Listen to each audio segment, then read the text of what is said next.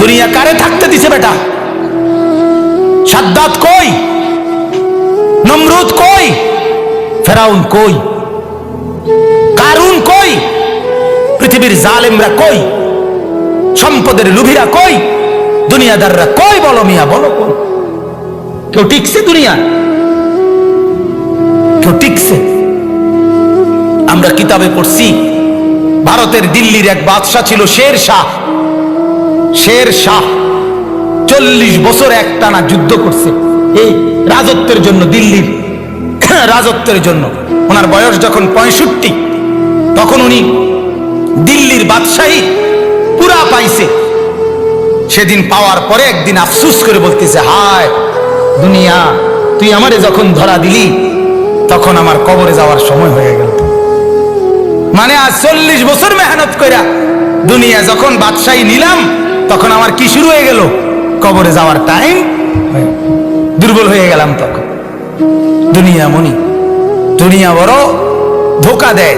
সব গুছাইয়া দুনিয়ারে সাজাইবার পরেও, সব ক্লিয়ার হবার পরেও, এ বাড়ি দাড়ি বিল্ডিং টিল্ডিং এর কাম সব গুছাইয়া সারলে আমার বড় ভাইয়ের বিবি, আমার বড় ভাই আলহাজ হযরত মাওলানা মাহবুবুর রহমান আশরাফি, তার বিবি আমার বড় ভাবি, মায়ের মতো যিনি আমগরে আদর করছিলেন, নতুন বিল্ডিং করছে, অনেক কষ্ট করে কোন রকমের রুমডি ঠিকঠাক করে উঠছে।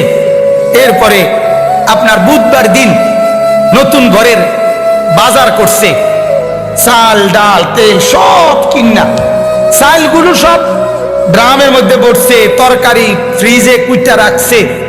বৃহস্পতিবার দিন স্ট্রোক করছে, শুক্রবার দিন জুমার নামাজের সময় কবরে চলে। আগামীর পৃথিবী, আগামীর সামনে দাজ্জাল বাজান, আগামীর সামনে দাজ্জাল। দাজ্জাল দেখা যায়, দাজ্জাল দেখা যায়, কিয়ামত দেখা যায়। ইকতারাবা লিন্নাসে হিসাবুহুম, আল্লাহ বলে হিসাবের সময় কাছায় গেছে বান্দা। ইকতারাবাতিস সাআ, আল্লাহ বলে কিয়ামত ঘনায় গেছে বান্দা। আরে যিনি বানানেওয়ালা তিনি বলতেছে, ও আমার বান্দা, আমি না বলছি এই নবী শেষ নবী, এই কিতাব শেষ কিতাব, এই দিন শেষ ধর্ম, আর দিতাম না রে।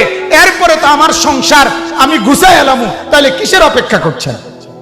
আল্লাহ যখন বলবে এই জাহান্নামী, আর কোনো কথা বলতে পারবি না, সাথে সাথে জাহান্নামের আযাবের, জাহান্নামীর গলার আওয়াজ, কথার শব্দ বন্ধ হয়ে যাবে। এরপরে আর কোনো শব্দ জাহান্নামী উচ্চারণ করতে পারবে না।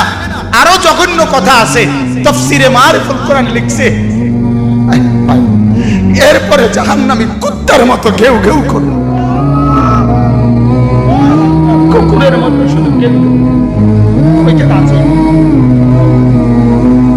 বিশ্বাস করেন, সেদিন কিয়ামতের দিন তোমাদের পুরা জিন্দেগির আমল ওজন হবে।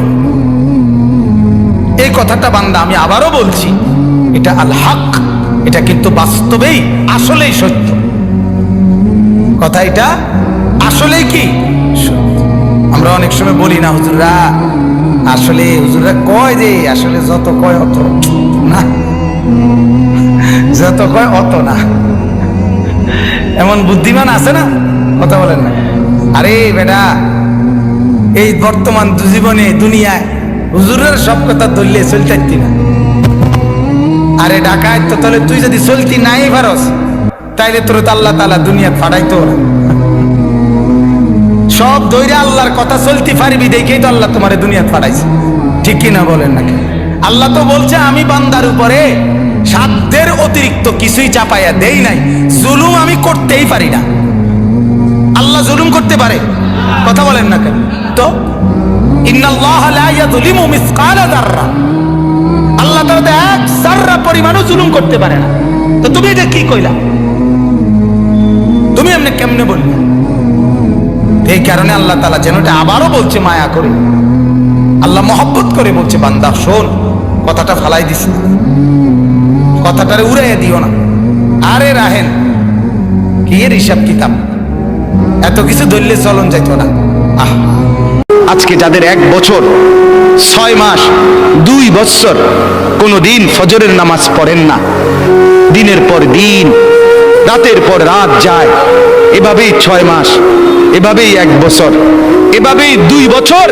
আপনি জানেনও না ফজরের ওয়াক্ত হয় কখন, ফজরের জামাত হয় কখন। মেরে মুহতারাম, আমার ভাই, আমার বন্ধু, বলো তুমি যে কোনোদিন ফজরের নামাজ পড়লা না, তোমার গন্তব্য কোন দিকে যাচ্ছে? কোন দিকে যাচ্ছে বলেন? আপনার পরিণতি কোন দিকে যাচ্ছে? আপনি আল্লাহকে ভুলে গেছেন যে কতদিন হয়? আপনি যে আখেরাতকে ভুলে গেছেন, এটা আজ কতদিন? আপনি যে কবর ভুলে গেছেন, এটা আজ কতদিন? আপনার যে মালিকের কথা মনে হয় না, সেটা আজ কতদিন? গোটা পৃথিবী দেখছে, আপনারাও দেখছেন। আল্লাহর দোহাই, আমি হাত ধরে ধরে প্রয়োজনে একজন একজন করে আপনার পায়ে হাত দিয়ে বলবো, আল্লাহর কসম, ফজরের নামাজ, ফজরের নামাজ, ফজরের নামাজে অভ্যস্ত হন মুসলমান। এটা আমরা আগেও বলছি বারবার। কোরআন এবং সুন্নাহর বক্তব্য হলো ফজরের ওয়াক্ত ইনকিলাব, ফজরের ওয়াক্তে আল্লাহ তাআলা বারবার আযাব দেয়, ফজরের ওয়াক্তে আল্লাহ তাআলা বারবার বিজয় দান করে। আপনারা দেখছেন মালিকের আযাব, তুরস্ক, সিরিয়া, আল্লাহর ইচ্ছা।